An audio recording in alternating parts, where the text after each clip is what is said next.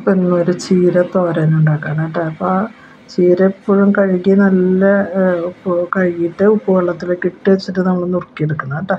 അങ്ങനെ നുറുക്കി മാറ്റി വെച്ചിട്ടുണ്ട്. ഒരു ചട്ടി വെച്ച് 1 ടേബിൾ സ്പൂൺ വെളിച്ചെണ്ണ ഒഴിച്ചിട്ടുണ്ട്.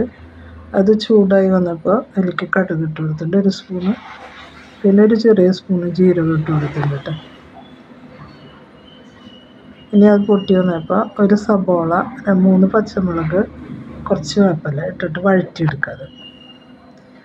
അപ്പോൾ എല്ലാവർക്കും അറിയണ പോലെ ചീര ഭയങ്കര നല്ല അയണാണ്. അത് ഗർഭിണികൾക്കും എല്ലാവർക്കും നല്ലതാണ്. പക്ഷെ നമ്മളത് വെക്കുമ്പോൾ ചീര നന്നായി കഴുകിയിട്ട് തന്നെ ഉപയോഗിക്കണം. ഉപ്പിട്ട് കൊടുത്തിട്ടുണ്ട്. അപ്പോൾ അതിലിട്ട് കൊടുക്കുന്നത് 1/2 സ്പൂണ് കാശ്മീരി മുളക് പൊടി, ഒരു 1/4 ടീസ്പൂൺ മഞ്ഞൾപ്പൊടിയാണ്. അത് ഇടണമെന്നില്ല. പച്ചമുളക് ഞാൻ 3 ഇട്ടുണ്ട്. ഇവിടെ ഇപ്പോൾ ചെടി വേണമെന്ന് പറഞ്ഞിട്ട് അങ്ങനെ ഇട്ടെന്ന് മാത്രമേ ഉള്ളൂ. അപ്പോൾ അത് നന്നായി അതിൻ്റെ പച്ചമണം പോണ വരെ ഇളക്കി കൊടുത്തതിന് ശേഷം നമുക്ക് അതിലേക്ക് നുറുക്കി വെച്ച ചീര ഇട്ട് കൊടുക്കാം.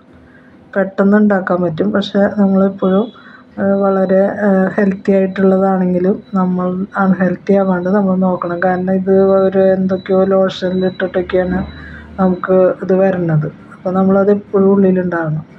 കഴുകുമ്പോൾ നന്നായി കഴുകി കുറേ നേരം വെള്ളത്തിലിട്ട് വെച്ച് അതിന് ശേഷം കഴുകി വൃത്തിയാക്കി പിന്നെ ഉപ്പ് വെള്ളത്തിലൊക്കെ ഇട്ടിട്ട് പാല വെച്ചിട്ട് വേണം നമ്മൾ കഴുകിയെടുക്കാനായിട്ട്.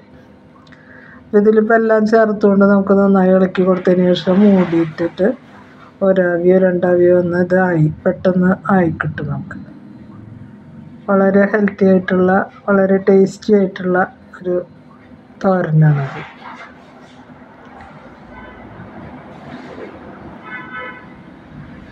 ആവശ്യമായിട്ട് അയൺ അടങ്ങിയിരിക്കുന്ന ഒരു ഇതാണ് ചീര.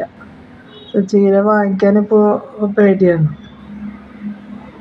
ഇതിലൊക്കെ മുക്കിയിട്ട വരണം എങ്ങനെയാണ്. അപ്പോൾ അത് നന്നായി ശ്രദ്ധിക്കണം നമ്മൾ വെക്കുമ്പോൾ. ഇത് നമുക്ക് ഒന്ന് അടച്ച് വെച്ചിട്ട് നമുക്ക് ആവിയിൽ വേവിച്ചെടുക്കാം. വേവിക്കാന്ന് പറഞ്ഞാൽ അത്രയൊന്നുമില്ല, 2-3 ആവി കൊള്ളുമ്പോഴേക്കിത് ശരിയായി വരും. അപ്പോൾ ലോ ടു മീഡിയത്തിൽ വെച്ചിട്ട് നമുക്കിത് ആവി കൊള്ളിച്ചെടുക്കാം. ഞാനൊന്ന് ഇടനേരത്തെ ഇളക്കി നോക്കുകയാണ് അടി പിടിക്കുക അങ്ങനെയൊക്കെ ഉണ്ടോയെന്ന് കേട്ടോ. ഒന്നുമില്ല, കുഴപ്പമൊന്നുമില്ല. അതിൻ്റെ ഉപ്പൊക്കെ പാകമാണോ എന്നൊക്കെ നമുക്ക് ഇപ്പോഴും നോക്കാം കേട്ടോ. ആവശ്യമുണ്ടെങ്കിൽ നമുക്ക് ഇട്ട് കൊടുക്കാം.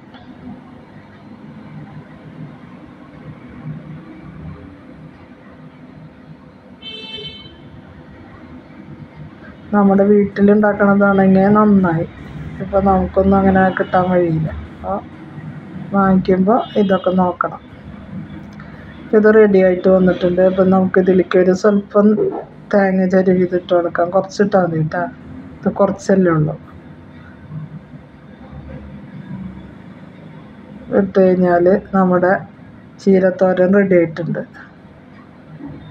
ഇത് നമ്മുടെ ഊണിൻ്റെ ഒരു സൈഡിലേക്കുള്ള ഡിഷായിട്ട് എന്നും വെക്കുകയാണെങ്കിൽ നമുക്ക് അയണൊക്കെ ധാരാളം കുട്ടികൾക്കും ഒക്കെ ഉണ്ടാവും.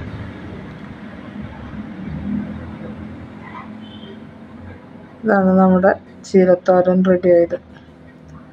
അപ്പോൾ നിങ്ങൾക്ക് ഇഷ്ടപ്പെട്ടാൽ ലൈക്ക് ചെയ്യുക, ഷെയർ ചെയ്യുക, സബ്സ്ക്രൈബ് ചെയ്യുക. എപ്പോഴും പറയണ പോലെ ഞാൻ വീണ്ടും വേറൊരു വീഡിയോ ആയിട്ട് വരും.